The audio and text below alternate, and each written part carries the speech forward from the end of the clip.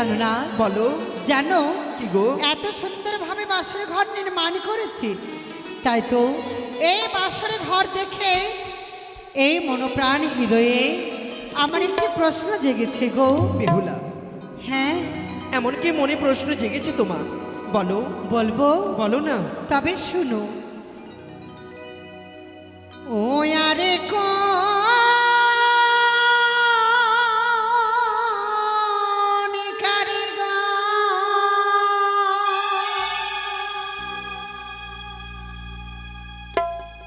ও বানাইলো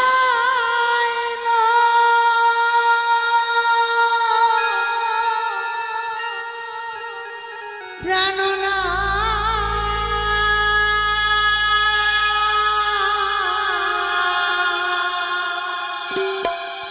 বলো বলো।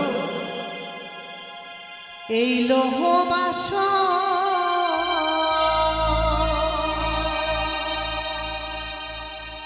ঘর গো প্রাণ না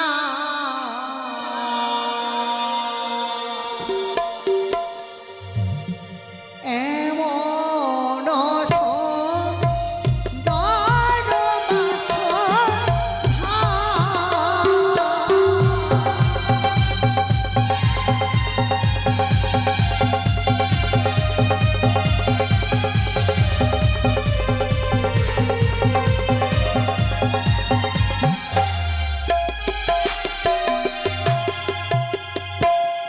বলো বলো ও গোনাথ বলো না মারে গো। বেহুলা, দেখো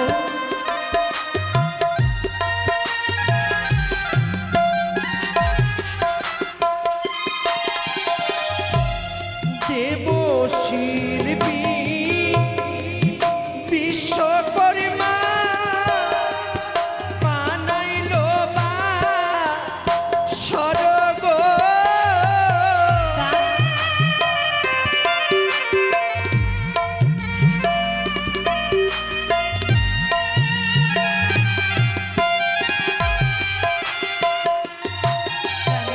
বলো। দেবশিল্পী বিশ্বকর্মা নির্মাণ করেছে এই পবিত্র বাসরে ঘর। কিন্তু জানো গো, বলো। আমি যদি তাকে দেখতে পেতাম তাহলে কি সুন্দর সুন্দর আমি উপহার দিতাম। কিন্তু জানো বেহুলা, কি জানো? তারা হচ্ছে দেবতা, তাদেরকে তো আমরা দেখতে পাবো না। আমার মনে কি চাই? কি গো? আর বিশ্বকর্মা বানাইলো বাসরি ঘরের চূড়া, তারে যদি দেখতে পেলে দিতাম আমি মোটা। বিশ্বকর্মা বানাইলো বাসরি ঘরের চাল, তারে যদি দেখতে পেলে গায়ে দিতাম তাই। বিশ্বকর্মা বানাইলো বাসরি ঘরের কোনা, তারে যদি দেখতে পেলে দিতাম কানে সোনা গো। বেহুলা, সত্যি কি বলছো তুমি?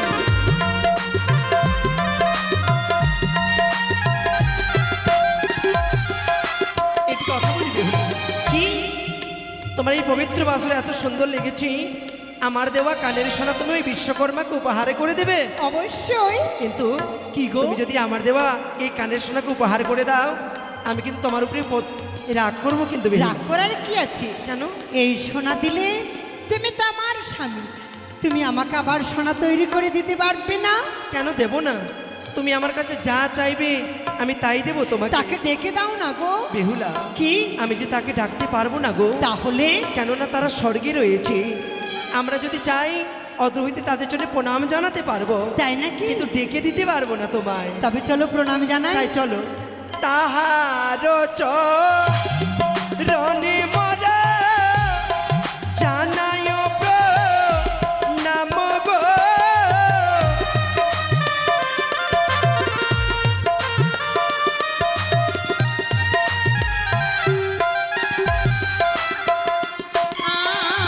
আর পূর্ব দিকে কিসের চিত্র বুঝতে না পারি গো।